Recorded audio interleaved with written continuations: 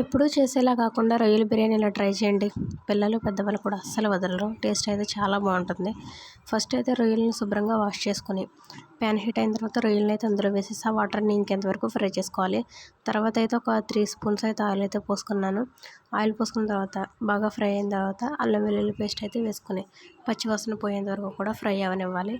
తర్వాత రుచికి సరిపడా సాల్టు, అలాగే సరిపడా కారం వేసుకుని బాగా వేయించుకోవాలి.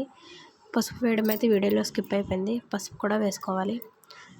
బాగా ఫ్రై అయిన తర్వాత కొంతసేపు అలా మగ్గనిచ్చి తర్వాత అయితే సరిపడా చికెన్ మసాలా కూడా వేసుకున్నాను. చికెన్ మసాలా వేసుకున్న తర్వాత అవి కూడా బాగా 100% కుక్ అయిపోనివ్వాలి బాగా.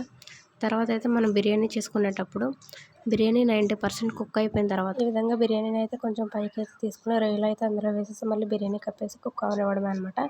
తర్వాత ఇంకా మన రైస్లో మొత్తం కలిపేసుకుంటే సరిపోతుంది. టేస్ట్ అయితే చాలా బాగుంటుంది.